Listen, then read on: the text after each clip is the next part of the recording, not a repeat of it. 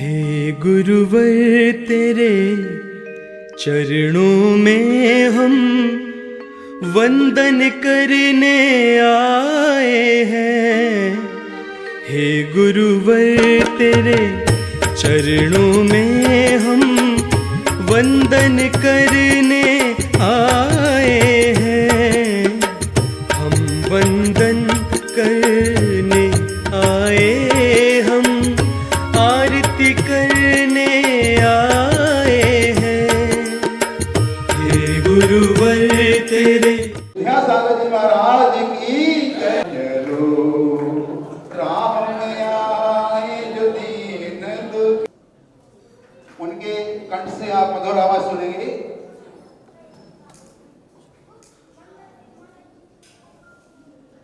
विद्यासागर जी महाराज की, निर्यापक श्रमण मुनि श्री समय सागर जी महाराज की, समस्त मुनि संघ की। राम मेरा है, मैं भक्त तेरा हनुमान सा, तू राम मेरा है।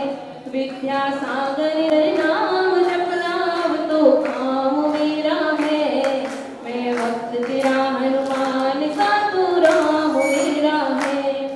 आचार्य श्री जी के चरणों पड़ी स्वयं ही नवगात, जय रागम गावै सदा कर सजो, विकराती मूर्छाई हृदय कर। स्थापना करें भैया। ओ अब तक संभोष्टाय नाम जय हो जय हो जय हो। ओम रूम आचार्य परमेश्वर श्री विद्यासागर वृंदा।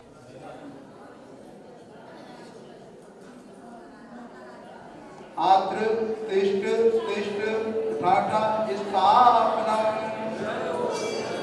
ओम रूम आचार्य परमेश्वरी श्री विद्यासागर वृंदाय आत्मा सन्नतो संतकरणम परिपुष्पांजलम क्षिपामि।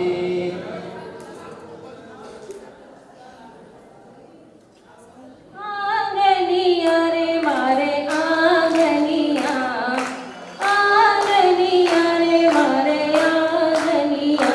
विद्यासागर दी, विद्यासागर दी आओ महाराज पधारो हमारे आंगनिया।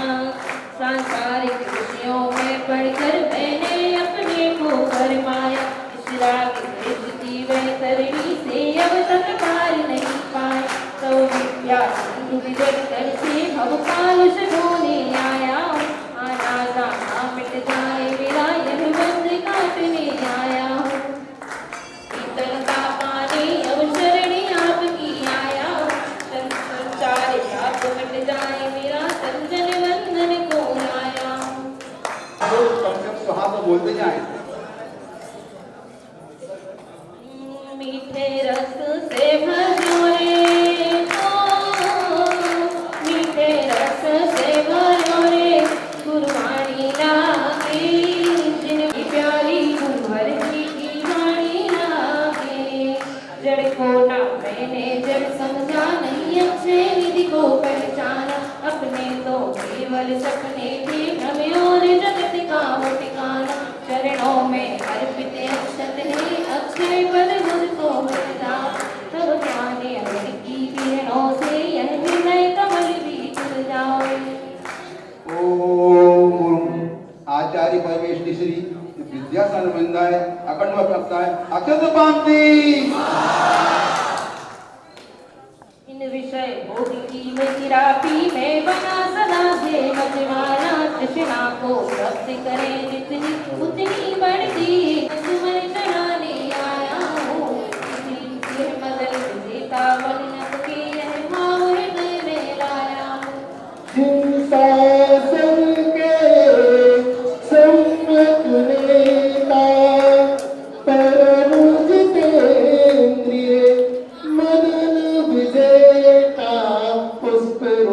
गुरुदेव हमारे इन भावों को पुष्प रूप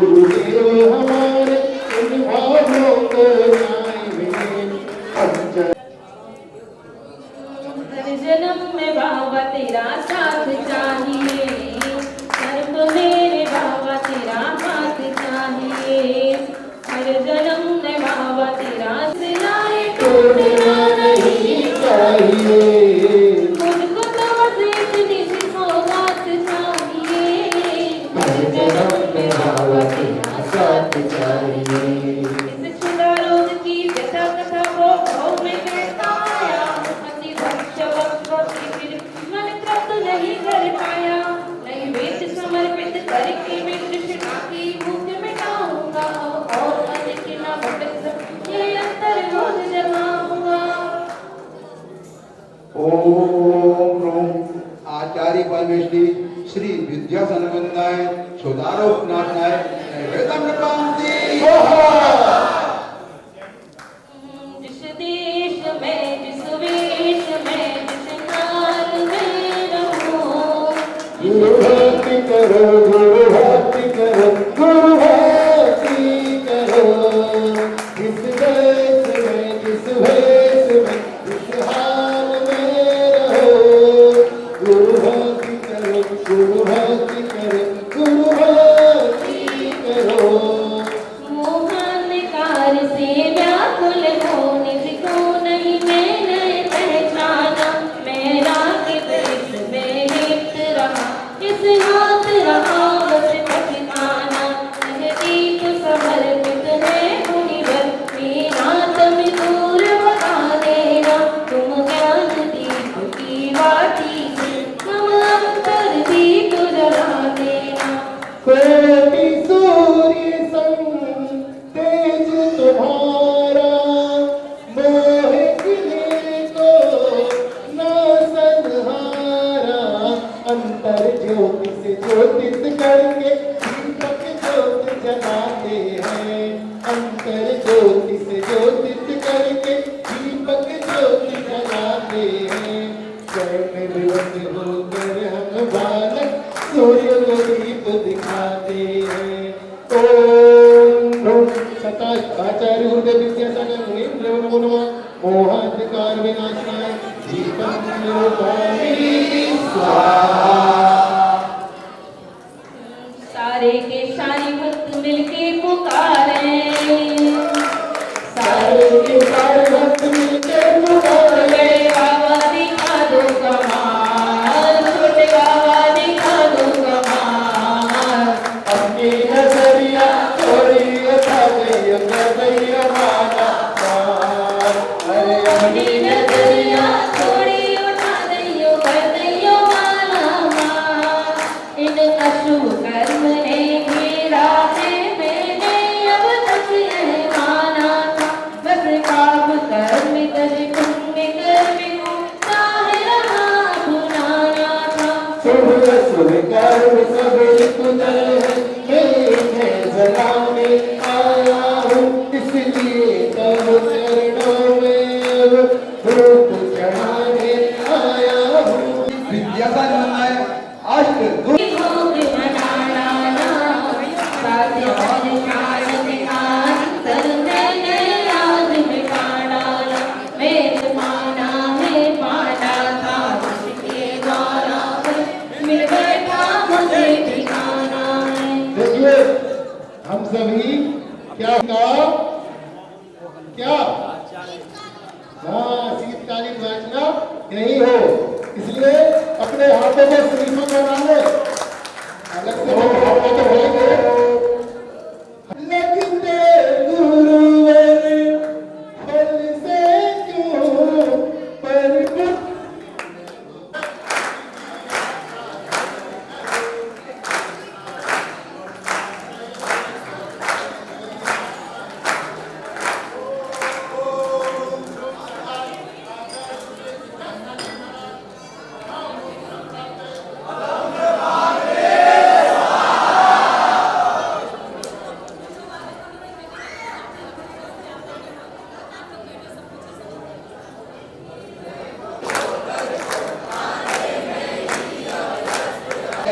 अनर्घ पद पा जाऊं, यह अरुण भावना बाता है।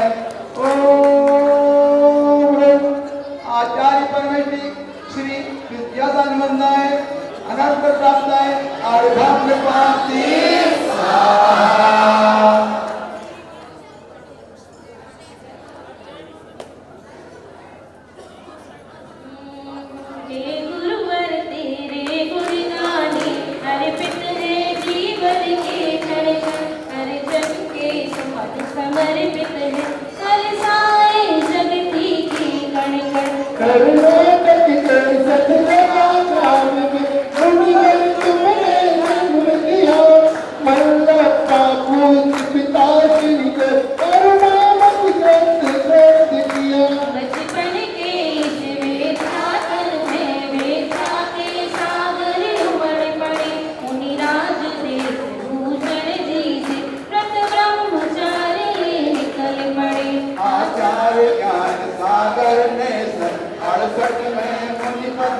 लाला अजमेर नगर में हुआ मानो रवि संभरने वाला परिवार तुम्हारा सबका समुझन पथ पर चलने वाला है तुम तुझसे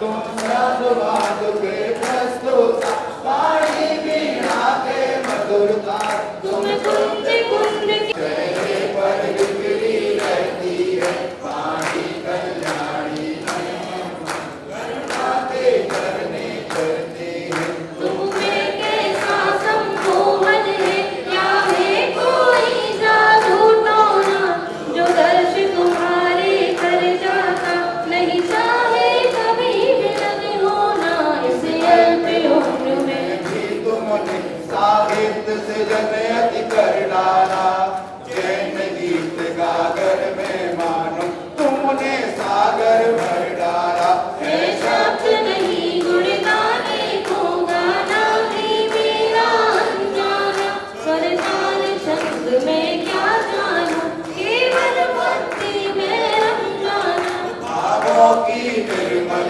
सरिता में अवतार करने आया हूँ मेरा सारा दुख दर्द हरो जय अर्घ बैठने आया हूँ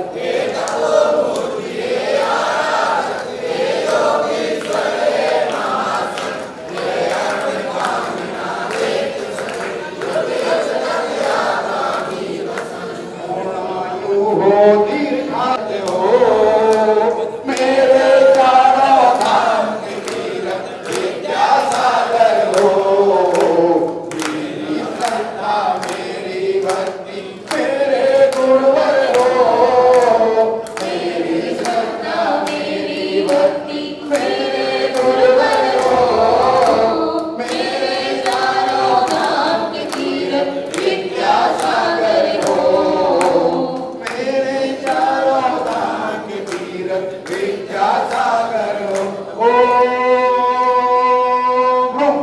आचार्य कमेटी श्री विद्यासागर मंदिर जयमाला मुंड अर्घम कृपाण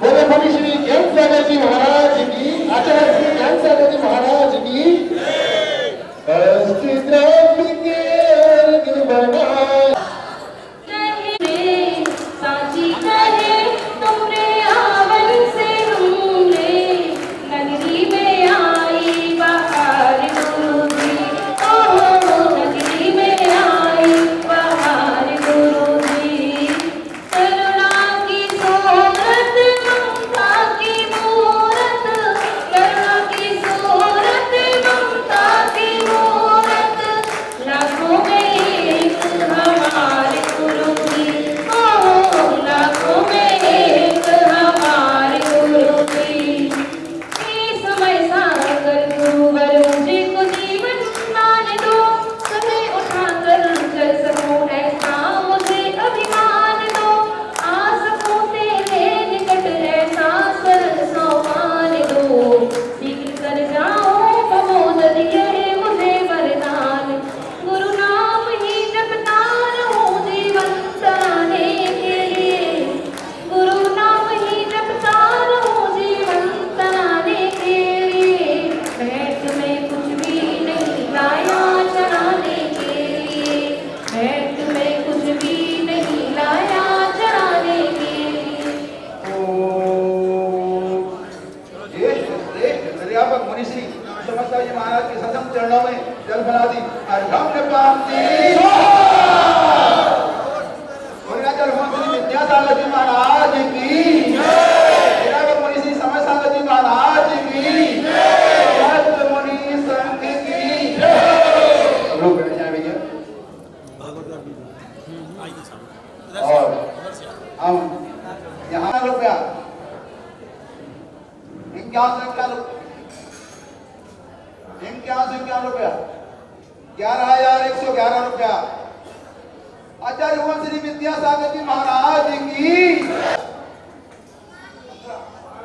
12,112 रुपया 12,112 रुपये द्वितीय बार समय कम है, कार्य देखो भैया, समय का ध्यान रखना है। और अपने सामने 15,000 देखते जाए, किसी आवाज आ रही हो तो आप सुन लें, मुझसे प्रेषित कर दें। 15,515 रुपया, 21,220 रुपया। बोलो पूज्य श्री समस्यागति महाराज की 21,221 रुपया, 21,221 रुपया प्रथम बार, 21,221 रुपया द्वितीय बार, और 25,525 रुपया, 25,525 रुपया आचार्य भगवान को यहां से मुनिश्री के द्वारा 7 रुपये प्रथम बार, 21 वाले सोच लो भैया, 25,525 रुपया द्वितीय बार, और 25,525 रुपया तीसरी बार। नाम दे भैया, श्रीमान सुनील कुमार महाराज की 21,221 रुपया, 21,000। और अब पूरे संघ के लिए आपको शास्त्र भेंट करना है, जिसके लिए क्या बोला जाए, ज्योति शास्त्र भेंट करने के लिए आ जाएगा। श्रीमान हेमचंद जी, शरद कुमार जी, सनी मोबाइल। तीसरे के लिए क्या बोला जाए, 51 रुपया, 51 रुपया, 71 रुपया। क्या बात करने की बात हो गई, 71 रुपया, 71 रुपया प्रथम बार, 71 रुपया द्वितीय बार, और 71 रुपया तीसरी बार। ऐसा बात श्रीमान निर्मल कुमार जी, नीरज कुमार जी, नीलम कुमार जी, सभी परिवार को प्राप्त हुआ है।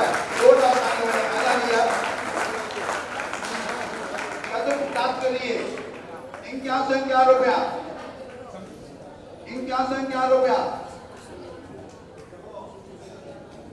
51 रुपया, 11,111 रुपया। बोले आचार्य भगवंतरी विद्यासागर जी महाराज की 11,111 रुपया, 11,111 रुपया प्रथम बार, 11,111 रुपया द्वितीय बार, और 11,111 रुपया द्वितीय बार। शोभा श्रीमान राकेश कुमार जी, अनिल कुमार जी, समस्त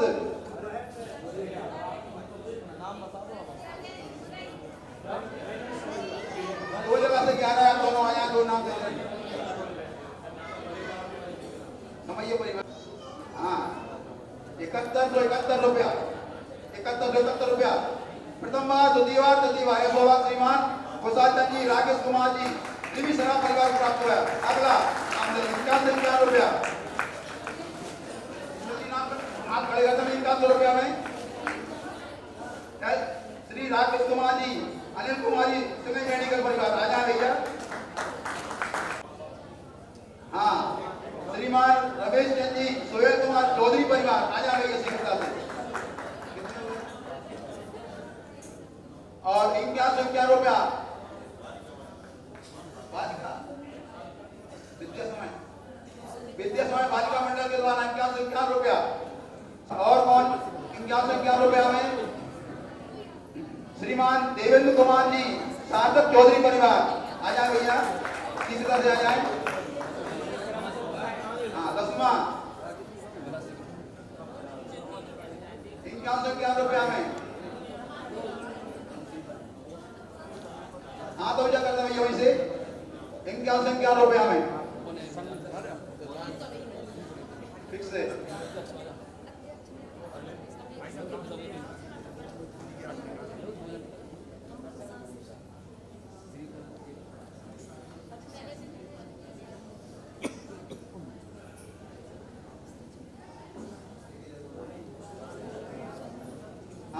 सेकंड लास्ट 51 रुपया में।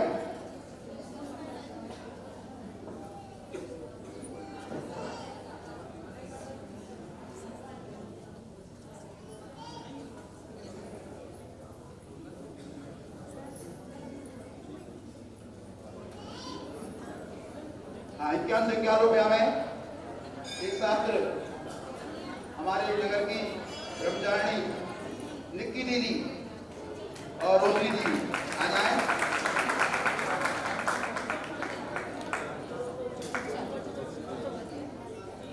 अंतिम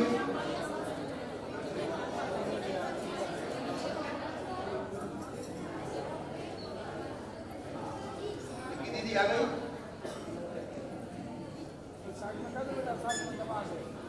हाँ, और एक साथ हमारे ब्रह्मचारी अमित भैया और टेंगू भैया आ जाएं।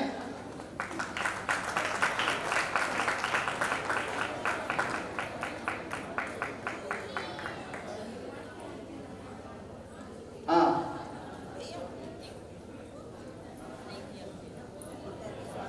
5100 रुपया में 100 भाग और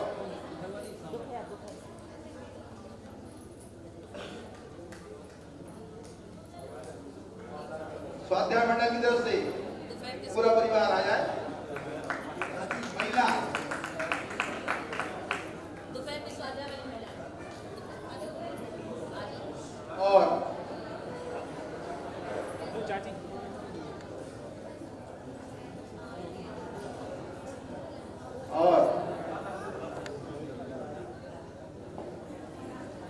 और अंतिम एक साथ हमारे नगर गौरव पूज्य आदि सागर जी महाराज के परिवार से और भैया और चुल्लक श्री मंगल सागर जी महाराज परिवार से और भागवती माता जी निकलनवती माता जी परिवार से आ जाएं। सभी लोग आ जाएं भैया, परिवार से आ जाएंगे। कोई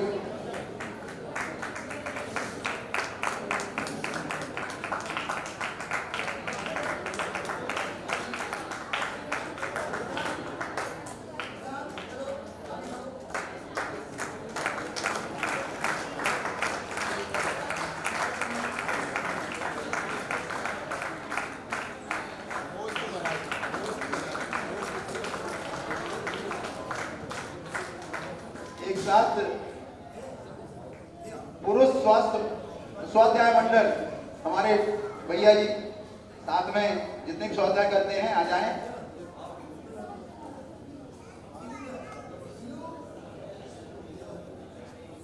और भोजनशाला से मनोज सिंह जी आ जाएं।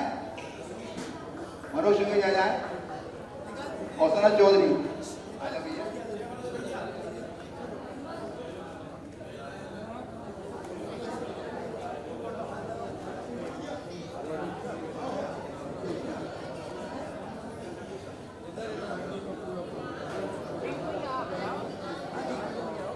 महाराज श्री हमारे मनोज भैया मनोज सिंह जी पूरा भोजनशाला का कार्यभार संभालते हैं।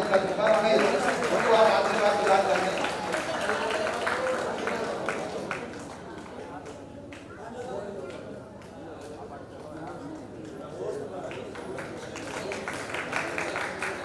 और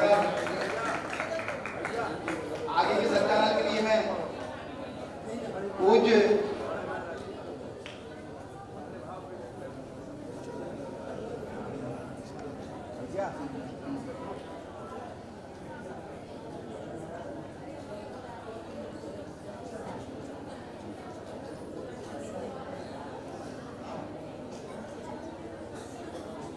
समस्त एक साथ और परिवार कर रहे हैं। अमित सिंह जी, आलोक 11,000 के साथ एक्चुअली बोला है। धन्यवाद।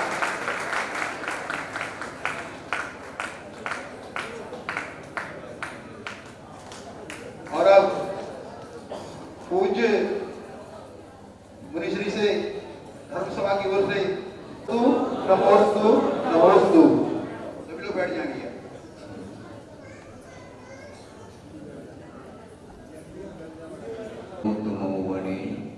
मंगलम कुंद कुंदाद्यो जैन धर्मोस्तु मंगलम सर्व मंगल मांगल्यम सर्व कल्याण कारकम प्रधानम सर्वधर्माणां जैनम जयतु शाश्वतम। अहिंसा परमो धर्म की, महावीर भगवान की, ताकत सर्वस्मरणे परम पूज्याचार्य गुरुवर श्री विद्यासागर जी मुनि महाराज की समय सागर जी महाराज की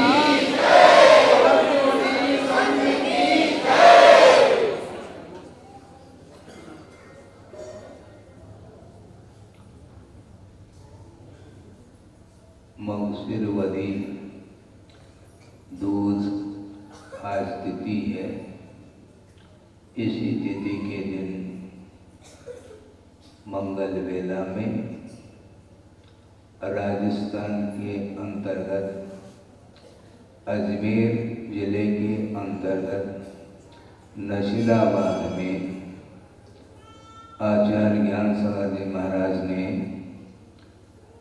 आचार्य गुरुदेव के लिए आचार्य पद पर आसीन किया था।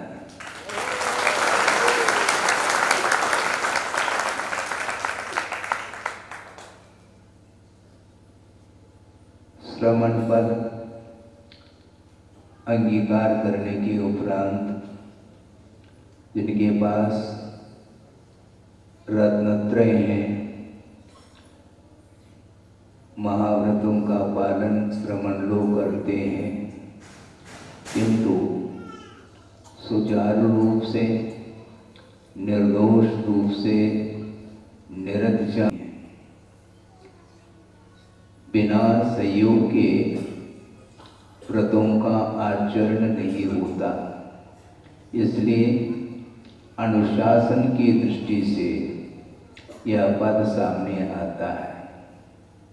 साधु निर्विकल्प होता है और निर्विकल्प अवस्था के द्वारा ही केवल ज्ञान को प्रकट कर लेता है, किंतु उस केवल ज्ञान को प्रकट करने के लिए सहयोग की बड़ी आवश्यकता है।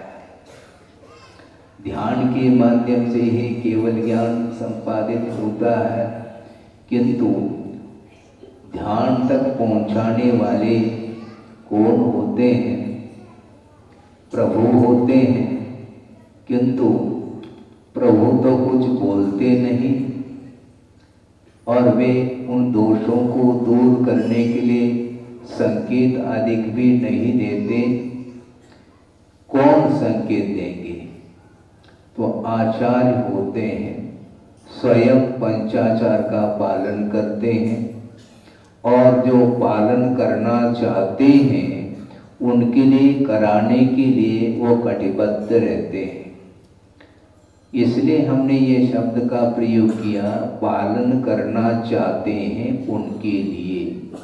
जो पालन नहीं करना चाहता हृदय से, उनके लिए कोई बाध्य नहीं किया जा सकता, ऐसा भी आगम का उल्लेख है। इसलिए आचार्य महाराज जिन्हें आचार्य पद पर आसीन होकर के 51 साल कंप्लीट हो चुके हैं, 52वें साल में प्रवेश हुआ है। सोचो, विचार करो। और इसके पूर्व में भी साधु अवस्था में उन्होंने 4-5 साल व्यतीत किए। सन 68 में ज्ञान सागर जी महाराज ने इनको मणिपद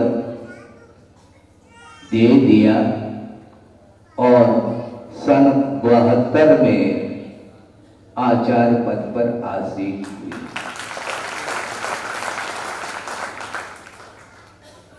वस्तुतः उन्होंने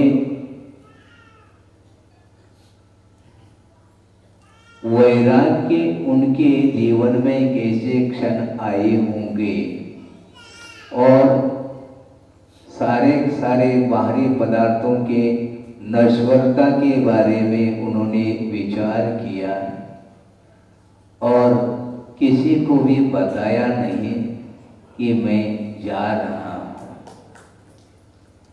क्योंकि इसलिए नहीं बताते हैं, संसार में संसारी प्राणी अकेला ही आता है, जन्म लेता है और आयु पूर्ण होते ही अकेला ही वह अन्यत्र चला जाता है। इसलिए बताने में कोई सार इसलिए नहीं आता, उनको लगता है कि क्यों, कौन चाहता है। स्वयं जिसके अंदर वैरागी भाव जागृत होते हैं वह अपने आप उसकी रुचि जागृत होने के कारण मोक्ष पथ पर वह आरूढ़ हो जाता है। इसलिए उन्होंने सोचा कि किसी को बताने से विघ्न उपस्थित हो सकता है, क्योंकि भगवान के माता पिता भी जब नहीं चाहते हैं, किसको पंचकल्याणक में दृश्य देखा तो होगा, जब भगवान को अर्थात बाल अवस्था में व्यतीत किया उन्होंने और राजपाट को उन्होंने कुछ समय के लिए संभाला, उसके उपरांत उन्हें वैराग्य उत्पन्न हो जाता है तो वो राजपाट को छोड़ करके निकल जाते हैं। उस समय भगवान के माता पिता भी शोक का अनुभव करते हैं। ये लगा हुआ है, मतलब संसार से कोई भी निकलना चाहता है तो निकलने के लिए वह दोनों हाथ से सहयोग नहीं देता, इसीलिए रोते रहते हैं। लेकिन समझाया वीर न माना, इस प्रकार आप लोग बोलते हैं। वीर प्रभु किसी की बात को उन्होंने स्वीकारता नहीं दी, क्योंकि संसारी प्राणी हमेशा अपने समर्थन की बात करता है, राग का ही समर्थन करता है, अनंत काल से करता आया है। तो ऐसी स्थिति में वैराग का समर्थन करने वाले संसार में विरल ही व्यक्ति होंगे, बल्कि जो व्रति होता है अनुव्रति अथवा महाव्रति, वही वैराग का समर्थन करता है और स्वयं भी आगे बढ़ना चाहता है। तो इस दृष्टि से आचार्य महाराज ने भी सोचा किसी को न बोल करके निकल जाओ तो ज्यादा अच्छा है, अन्यथा विघ्न संभव है। तो इस प्रकार उन्हें जब वैराग्य उत्पन्न हुआ तो निकल गए, एकाकी होकर के निकले हैं।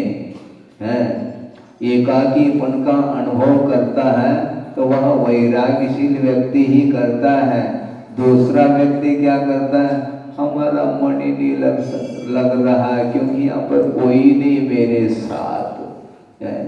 मान लो परिवार में है, मान लो 8-10 मेंबर हैं और एक ही व्यक्ति को छोड़ करके मान लो बाहर चले गए अपने काम काज के लिए, तो एक व्यक्ति का घर में मन लगना बहुत कठिन हो जाता है, क्योंकि अकेलापन का अनुभव उसे हो रहा है।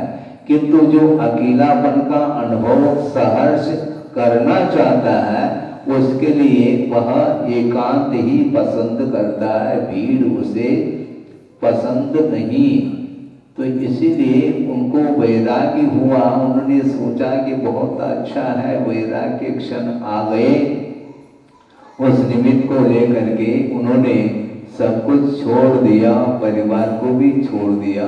और परिवार क्या, उन्होंने परिवार को बसाया नहीं, फिर भी भाई बहन माता पिता आदि आदि जो कुछ भी फैमिली आप लोग बोलते हैं परिवार, उसको छोड़ करके निकल गए वो। और निकल करके सर्वप्रथम आचार्य देशभूषण जी महाराज के संग में पहुँचे।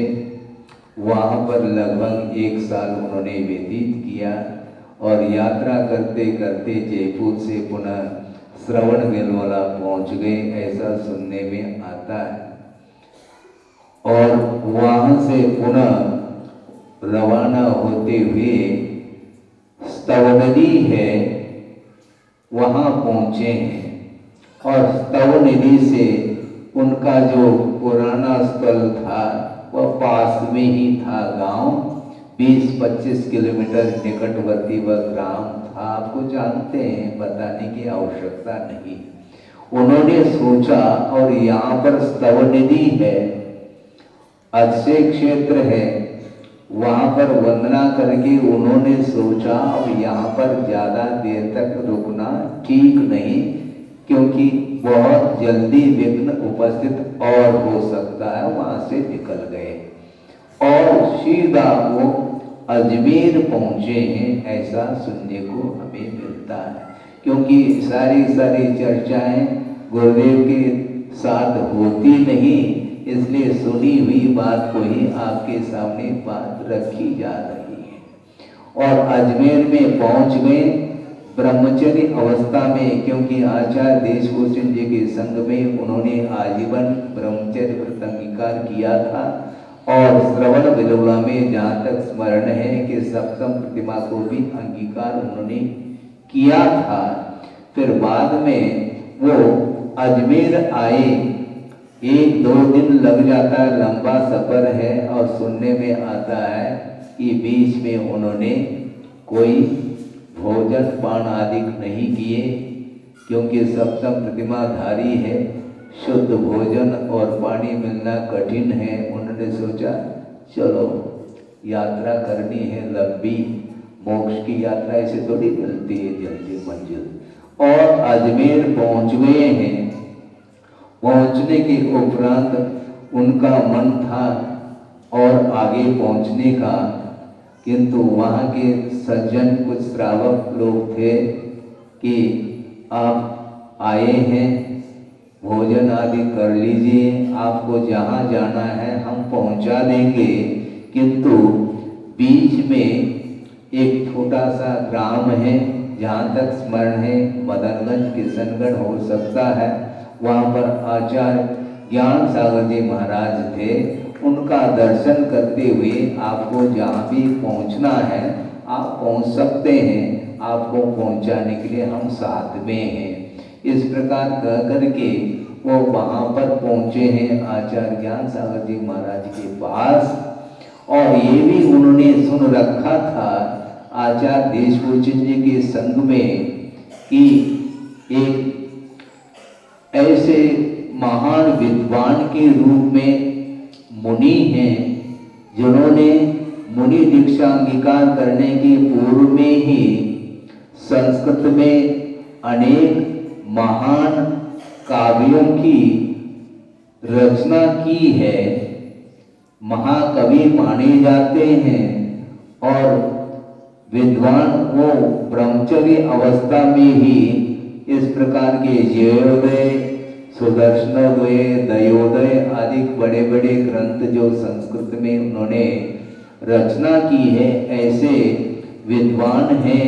इस प्रकार उन्होंने सुन रखा था, तो वहाँ पर पहुँच गए। उन्होंने सोच लिया इससे बड़ा और कौन सा स्वर्ण अवसर हो सकता है, और वहीं पर उन्होंने मन बना लिया अब इनको छोड़ करके अन्यत्र हमें नहीं जाना। और वहाँ पर पहुँचने के उपरांत परिचय हो जाता है। सुनने में आया गुरुदेव के मुख से कि आचार्य ज्ञान सागर जी महाराज ने पूछा बताते इनके लिए आप कहाँ से आए हैं और आपका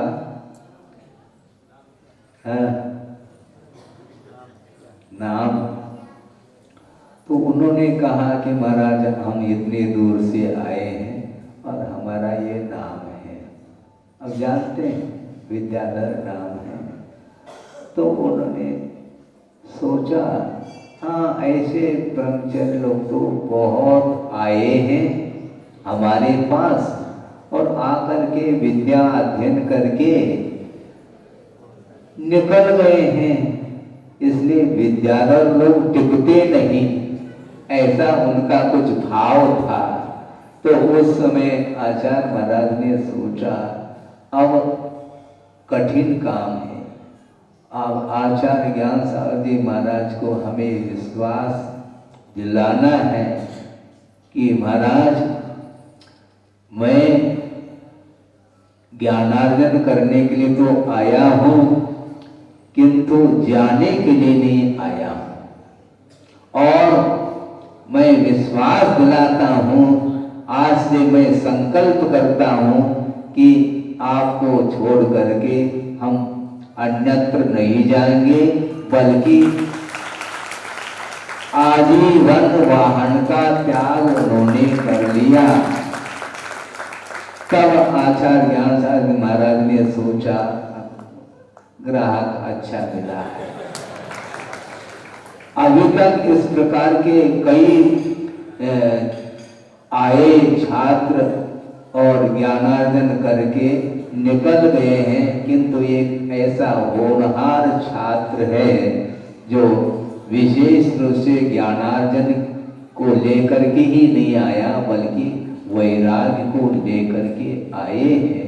इसलिए उन्होंने सोचा कि हमारा लास्ट अंतिम समय में हमारा काम बन जाएगा और उन्होंने 11 महीने केवल उनके पास रहे आचार्य महाराज ज्ञान सागर जी महाराज के पास और 11 महीने ही उन्होंने इतने अल्प काल में ही परीक्षण करके योग्यता को देखते हुए उन्होंने जैनेश्वरी दीक्षा देने के लिए उन्होंने अपना मन बनाया और मन बनाने के उपरांत वहाँ के जो गणमान्य प्रमुख व्यक्ति थे अजमेर के, जिसमें विशेष प्रमुख व्यक्ति भागचंद सेठ सोनी बताते हैं वो और उनकी टीम और सारे ज्ञान सागर जी महाराज के सामने कहा कि महाराज आप ये क्या करने जा रहे हैं, दीक्षा दे दो कोई बाधा नहीं, लेकिन 20-22 साल का ये बालक है और इनको दिगंबर दीक्षा आप देना चाह रहे हैं, अभी इसके योग्य नहीं है, ऐसा हम लोगों का मन है। इस प्रकार समाज ने निवेदन किया, किंतु आचार्य ज्ञान सागर जी महाराज ऐसा थोड़ी हर किसी की बात को मान ले, वो क्यों मानेंगे। उन्होंने ये कहा कि ये ऐसा नहीं है, मैं यदि दीक्षा न भी दूं तो भी इनके वैराग्य को कोई रोकने वाला नहीं है और मैं नहीं भी दूं तो जंगल में जाकर के दीक्षित होने की क्षमता रखते हैं। इसलिए आप लोगों को इस विषय में कोई भी विकल्प करने की आवश्यकता इसलिए नहीं है क्योंकि आप लोगों का ये कार्य है ही नहीं, आप लोगों को अनुभव नहीं है। और अनुभव रखने वाले आचार्य ज्ञान सागर जी महाराज, हमने सुना था कि ज्योतिष का भी उन्हें ज्ञान था और अच्छे ढंग से परीक्षण करके 11 महीने के अंदर उन्होंने इनको ऐसे संस्कार दिए।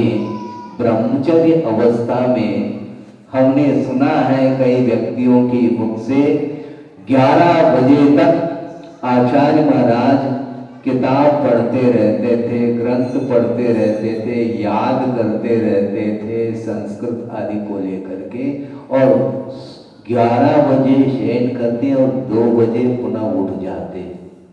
इस प्रकार लगन के साथ उन्होंने ज्ञान का अर्जन किया और ज्ञान का अर्जन मात्र प्रदर्शन के लिए नहीं किया किंतु आत्मसात करने के लिए उन्होंने जिनवाणी की आराधना की और साथ साथ गुरु के प्रति समर्पण भाव रख करके उनके चरणों में रहते हुए उनकी सेवा की और फलस्वरूप 11 महीने के भीतर ही उनको रत्नत्रय का लाभ हुआ। और ये है विशेषता कि कन्नड़ भाषा भाषी है और उसमें भी 9th कक्षा उन्होंने पास की है। अब सोचो विचार करो आज वर्तमान में कितने बड़े बड़े डिग्रियों को लेकर के भी लौकिक संबंधी ज्ञान तो पर्याप्त मात्रा में हासिल कर लेता है संसारी प्राणी, किंतु मोक्ष मार्ग संबंधी कोई ज्ञान नहीं रह पाता। तो 11 महीने के अंदर आचार्य ज्ञान सागर जी महाराज ने उनको क्या पढ़ाया होगा, क्या सिखाया होगा, क्या संस्कार दिए होंगे और कितना समर्पण भाव उनके अंदर आया होगा। और किसी के निषेध करने के उपरांत भी ज्ञान सागर जी महाराज ने कहा कि यह आप लोगों के लिए एक इतिहास बनेगा।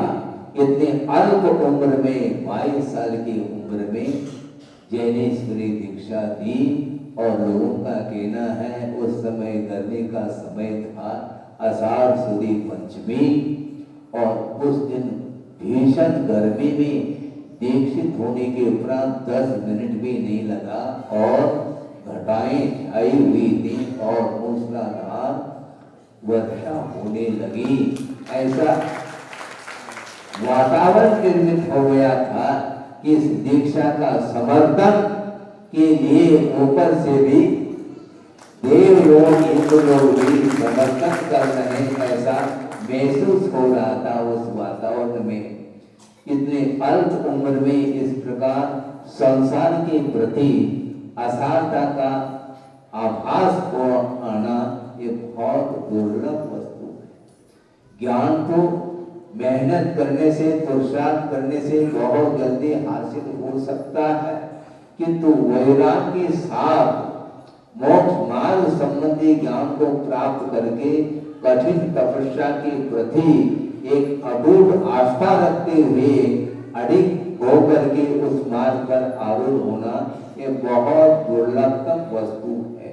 और इस प्रकार 4-5 साल व्यतीत किए मुनि अवस्था में और 1 साल करीब ब्रह्मचर्य अवस्था में और 1 साल जो है आचार्य ज्ञान सागर जी महाराज के संलेखना के निमित्त को लेकर के 1 साल व्यतीत हुआ है। बीच में 2-3 साल में जो अध्ययन उन्होंने किया उसको देख करके ऐसा लगता है कि अद्भुत असाधारण व्यक्तित्व इसी को बोलते हैं।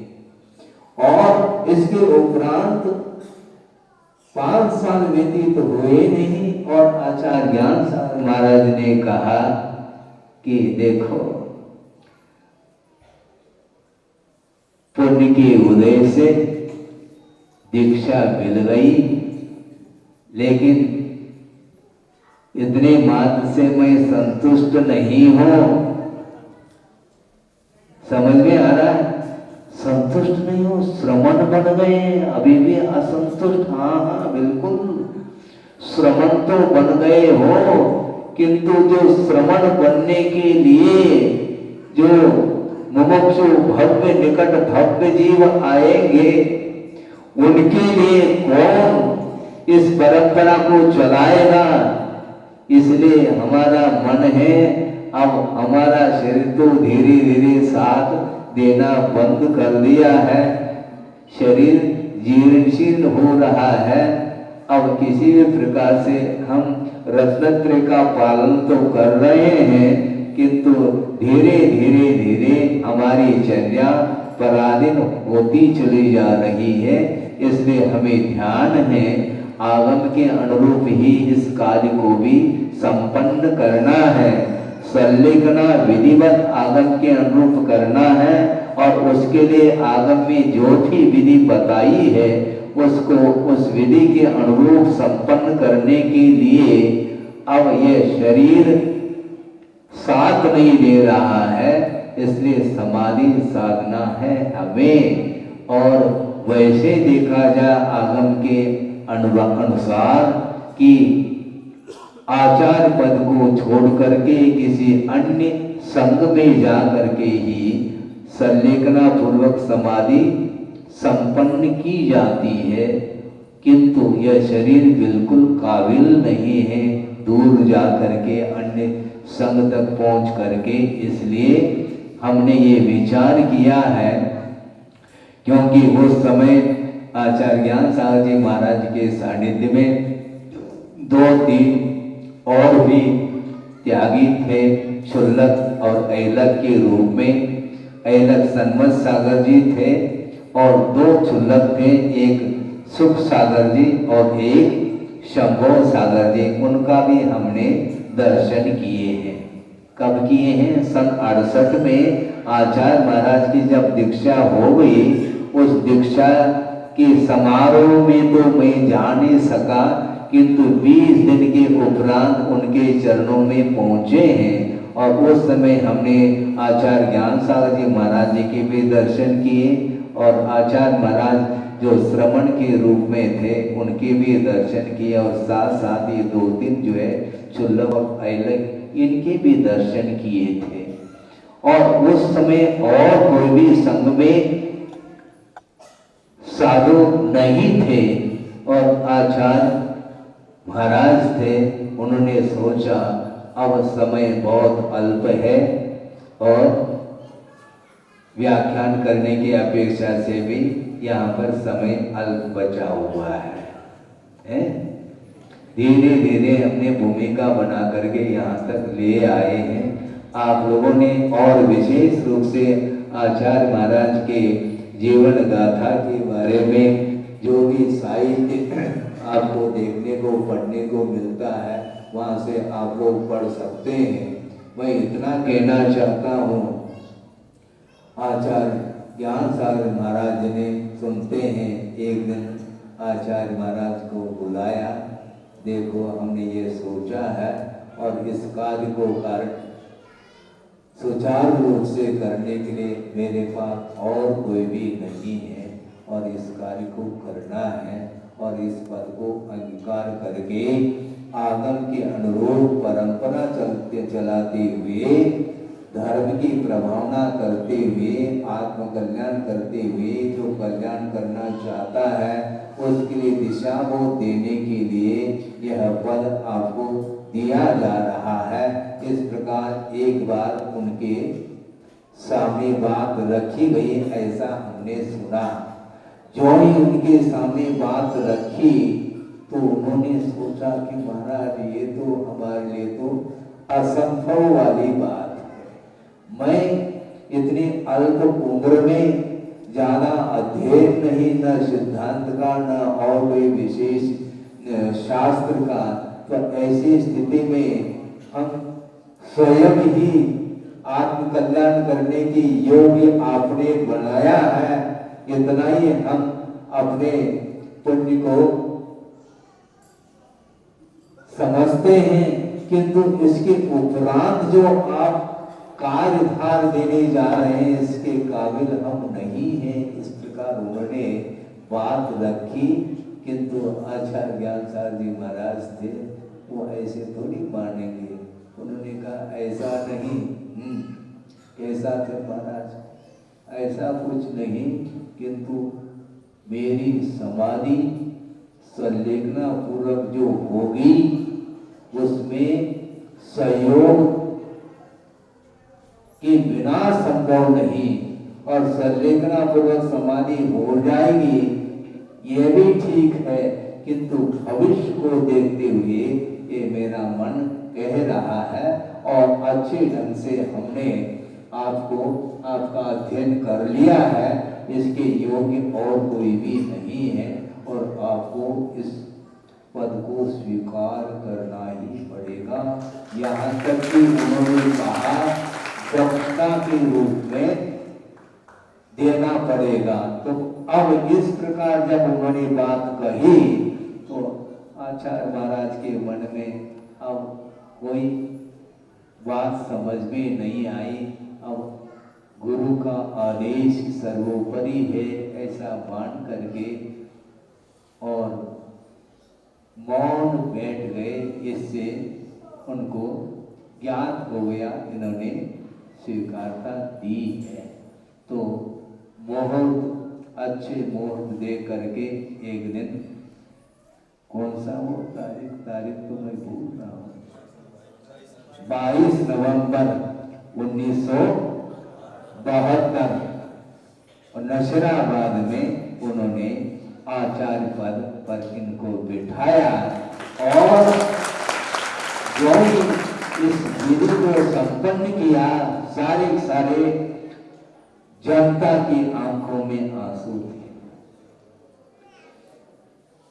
शुरुआत से कखारा जिसको बोलते हैं, श्री गणेश जिसको बोलते हैं, अध्ययन कराया है, सारे अध्यात्म है, सिद्धांत है, न्याय है, व्याकरण है, आदि आदि इन आगम ग्रंथों का अध्ययन करा करके और दीक्षित करके और संस्कार दे करके तैयार किया और अंत में जा करके आचार्य पद पर भी उनको आसीन करके और स्वयं की भावना रख रहे हैं कि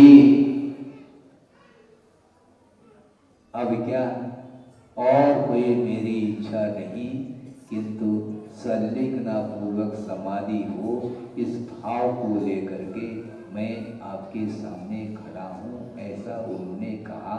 इस प्रकार हम सुनते हैं।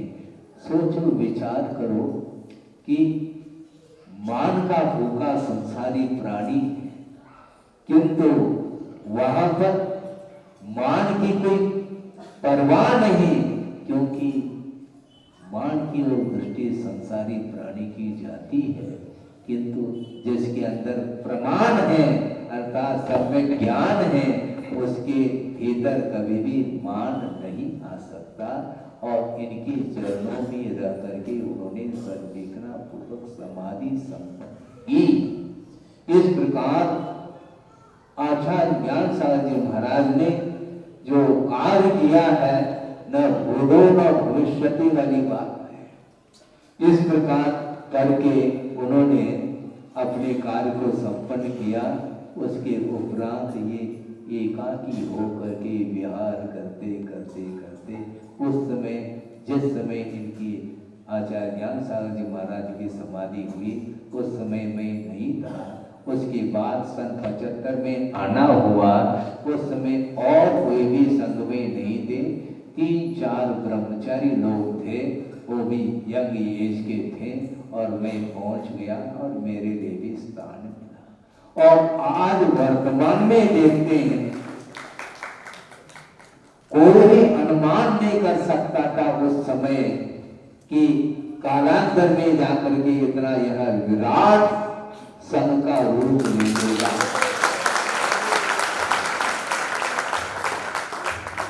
एक वटवृक्ष होता है जिसका बीज आपने देखा होगा, खसखस के दाने से भी वह छोटा हो सकता है, किंतु जब उसका वपन किया जाता है तो बाद में वह वृक्ष का रूप लेकर के किलोमीटर तक वह छा जा सकता है। इतने विशाल रूप ले सकता वह वृक्ष।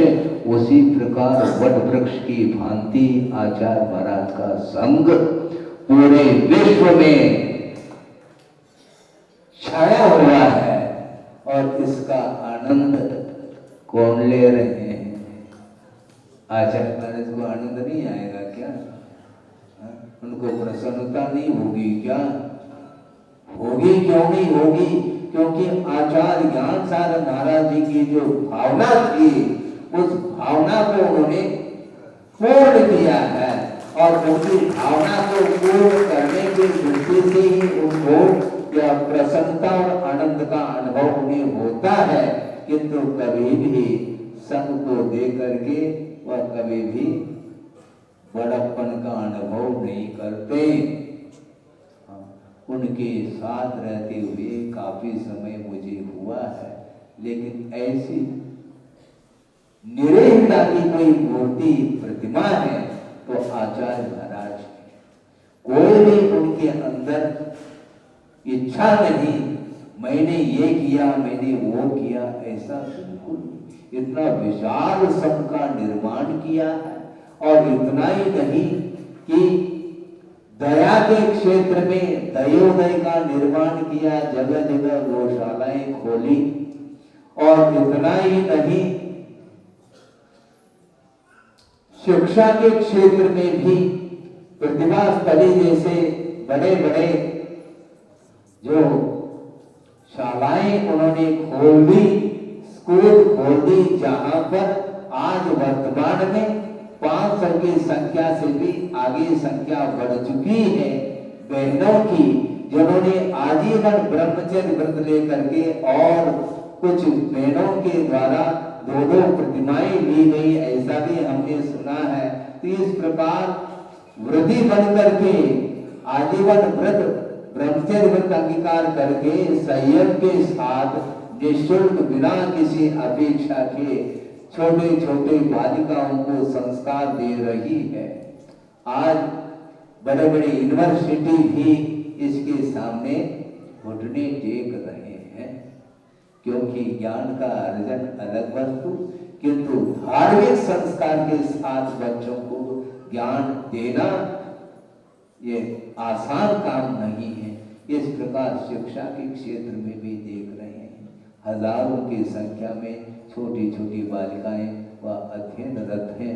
इसके अलावा जितने भी अच्छे क्षेत्र और सिद्ध क्षेत्र आदि हैं, जहाँ पर प्राचीन जो मंदिर हैं जीर्ण शीर्ण हुए थे, उनका जीर्णोद्धार करके भी एक ऐसा विशाल आप लोगों के सामने रखा है।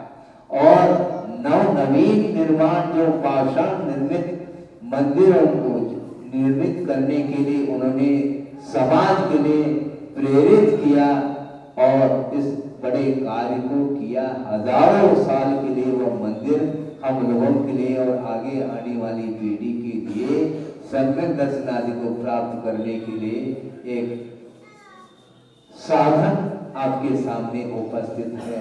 इस प्रकार उन्होंने जीवन में 50-51 साल पूर्ण हो गए हैं आचार पद पर आरूढ़ होकर के, और पूरी तरह से संयम के साथ चलते हुए उन्हें 55 साल हो गए हैं।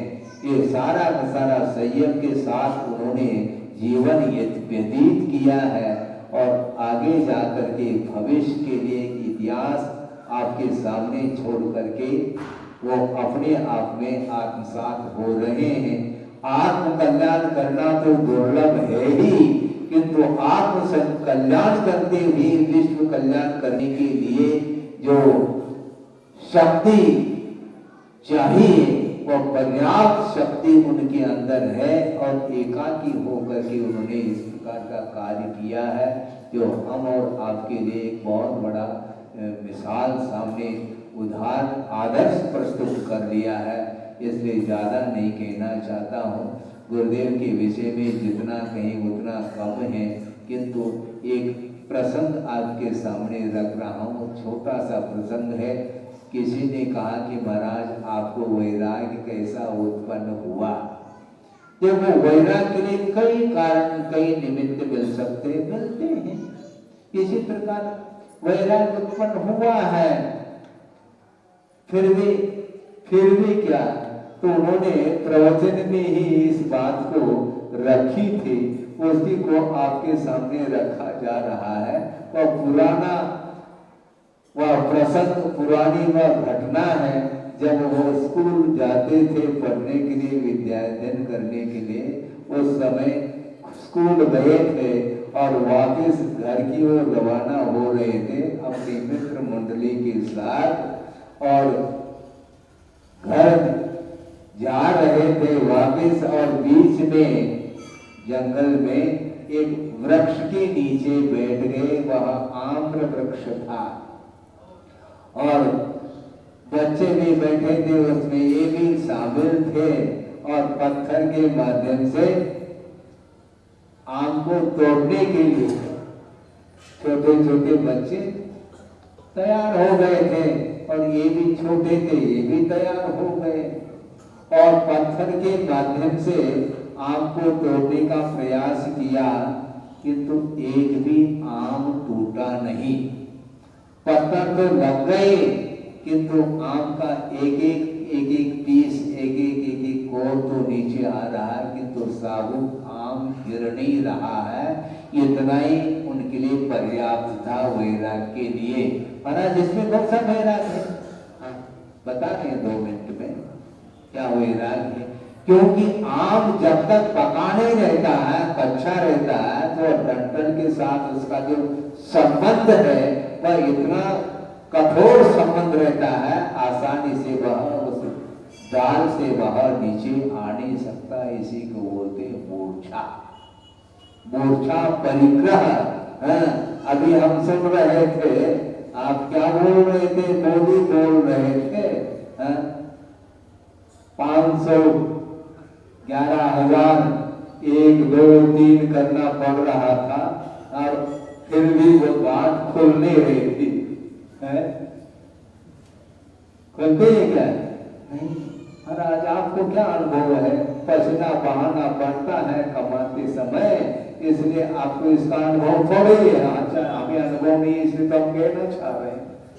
सोचो विचार करो कि पर वस्तु के प्रति जब संबंध सरल होता चला जाता है तो वहां पर वस्तु छोड़ने के लिए मन नहीं करता। उसी प्रकार वह परिग्रह का एक प्रसंग उनको देखने को मिला। उसमें भी उस आम्र वृक्ष के माध्यम से उन्होंने पाठ ले लिया है, क्योंकि वह आम टूटा क्यों नहीं, उस डाल के साथ उसका इतना घनिष्ठ संबंध था कि वह एक एक ओर टूट रहा है लेकिन वह आम नीचे नहीं गिर रहा, किंतु एक थोड़ा सा हवा का झोंका आया और पका हुआ आम नीचे चरणों में आकर के गिर गया। इसको बोलते हैं, वो क्यों गिरा? मूर्छा परिग्रह उसके साथ नहीं था। पका हुआ आम बिना तोड़े अपने आप हवा के झोंके के माध्यम से वह नीचे आ गया। इसको बोलते हैं वैराग। वैराग का जब माहौल खुल जाता है, वैराग की जब घड़ी आती है तो छोटे छोटे प्रसंग भी वैराग के लिए निमित्त बढ़ जाते हैं, किंतु जिसके अंदर वैराग्य नहीं है तो उसके लिए कोई भी बात कितनी भी आप कहो आगम की बात को, वह भीगता नहीं। दूसरे को भिगाने के लिए तो तैयार हो सकता है किंतु स्वयं नहीं भीगता वो। क्यों? इसी को बोलते मोह का प्रभाव। तो इस प्रसंग को गुरुदेव ने प्रवचन में कहा था। इससे हमें ज्ञात हो गया कि आचार्य ज्ञान सागर महाराज जी के चरणों में जब वो पहुंचे उस समय मात्र उनका मन ज्ञानार्जन करने का ही नहीं था, किंतु ज्ञानार्जन को कई बार कर लिए, किंतु ज्ञान को आत्मसात जो किया जाता है और बिना चार्य के संभव नहीं है, क्योंकि नानस फलम उवेखा अज्ञान आनिर्वाण। इस प्रकार आगम में पंक्ति मिलती है। ज्ञान का फल क्या होता? उपेक्षा का अर्थ चारित्र। चारित्र ही एकमात्र ज्ञान का फल है। चारित्र अंगीकार करने के लिए ही पुरुषार्थ करके ज्ञान को हासिल किया जाता है और उस ज्ञान के माध्यम से ही विवेक जागृत हो जाता है। मेरा क्या पराया क्या, इसका भेद विज्ञान जब हो जाता है तो यही बोध पदार्थ का जो ज्ञान हो जाता है तो यही बोध पदार्थ के प्रति आसक्ति समाप्त होती है और उपाधि भूत जो परमात्मा तत्व है उसको ग्रहण करने के लिए निरंतर वह मन हमेशा उसी ओर वह संलग्न रहता है। इस प्रकार आचार्य महाराज ने 50-55 साल में जो विश्व के लिए प्रकाश दिया है, एक बहुत बड़ा, कितनी बार कितने शब्दों से हम प्रशंसा करें, किंतु प्रशंसा के धोखे वो नहीं है, ध्यान रखो। क्योंकि वीतरागी जो संत होते हैं न वह किसी की प्रशंसा के हैं, न किसी को प्रशंसा के भूखे हैं, न किसी की निंदा से उनको कोई प्रयोजन है।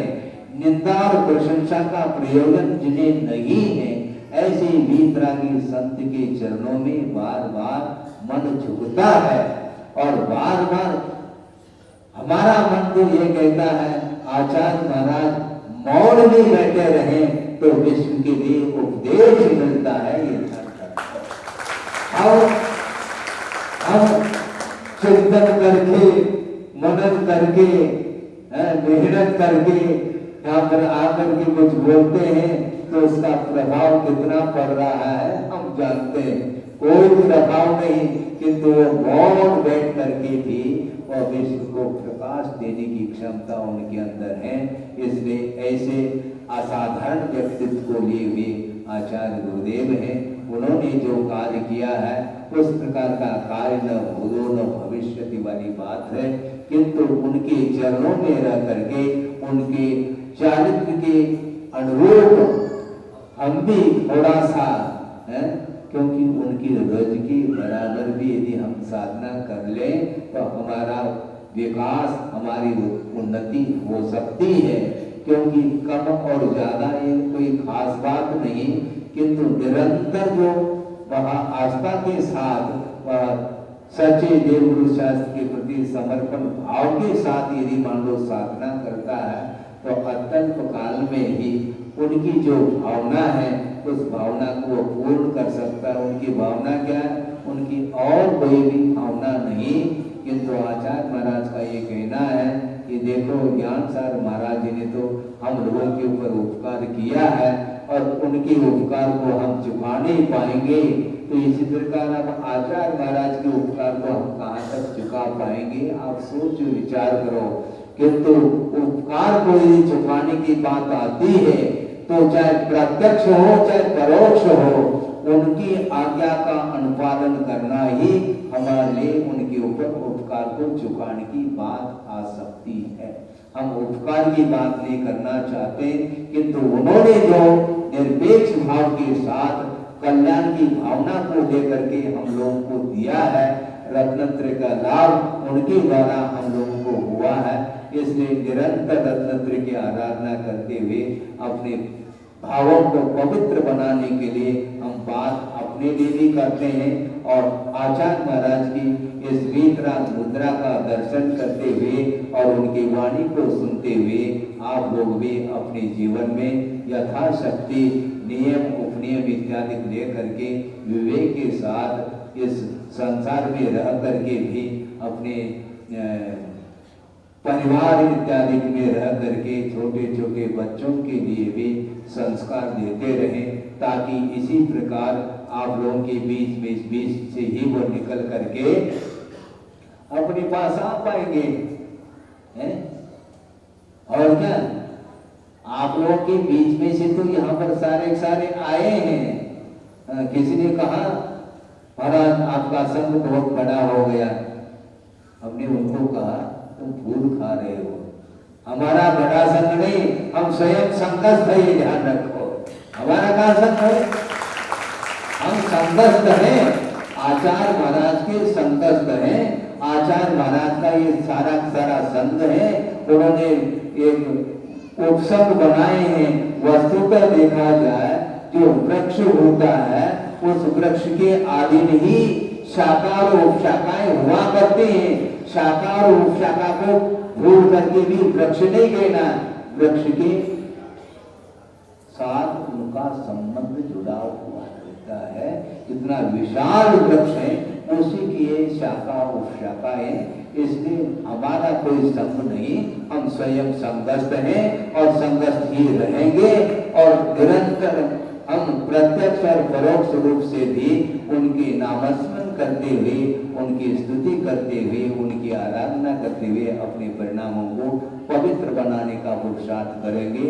अहिंसा परमो धर्म की बोधि समाधि परिणाम शुद्धि स्वात्मोपलब्धि शिक्षो की शुद्धि चिंता मणि चिंतित वस्तुदाने व मंद मानस परम पूज्य आचार्य गुरुवर श्री विद्यासागर